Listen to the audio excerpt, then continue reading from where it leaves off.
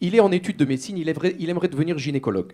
Il a entendu que ce n'était pas bien d'après la Torah. Il se pose la question, est-ce qu'il doit changer de spécialité ou bien est-ce qu'il peut finir son cursus et devenir gynécologue?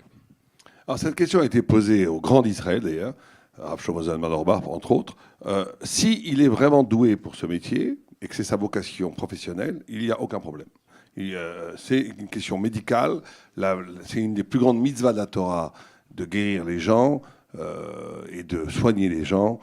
Et si véritablement, alors maintenant, si c'est pas une vocation, et si il peut faire autre chose aussi bien dans le monde de la médecine, peut-être effectivement, vu que ce métier a à faire comme avec le corps de la femme de façon très intime, c'est pas forcément l'endroit où, enfin, la chose qu'un juif religieux se doit de faire. Donc c'est une question simplement de performance et d'élection. C'est-à-dire si cette personne est vraiment élu pour ça, il est vraiment fait pour ça, et que s'il va servir, il va être utile à la communauté et à l'humanité, même enfin, à ses proches, en tous les cas dans une plus petite mesure, on ne peut pas, à cause de... Moi, je connaissais le docteur Bloch qui me disait que quand les jeunes filles rentraient chez lui, il leur disait enlevez la chemise, elles étaient choquées, il avait la grande barbe et tout, il disait quand je fais de la médecine, le corps est un corps de médecine. Il n'y a pas de tentation, il n'y a rien du tout, c'est un travail.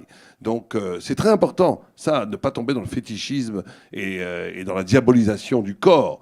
Quand un homme est un homme, un homme normal, hein, je parle, hein, et qu'il fait son travail bien, sa façon de se concentrer, sa concentration sur le travail fait qu'il n'y a pas de problème d'être gynécologue et d'être médecin. Ceci dit, encore une fois, la Gemara nous dit, tout le monde, la Gemara elle-même dit, il faut des docteurs, il faut des coiffeurs, il faut des tanniers, mais malheur à celui qui travaille les peaux des bêtes parce qu'il sent mauvais, et aussi peut-être que le coiffeur, malheur à lui parce qu'il est toujours en train, près des femmes, en train de leur vendre des parfums, et que c'est dangereux pour lui. Alors il y a un certain danger, la personne doit se connaître. Si elle dit que dans son travail professionnel, ça ne va pas l'influencer dans sa libido, dans son rapport du désir. Ça ne va pas créer des frustrations ou des choses un peu perverses.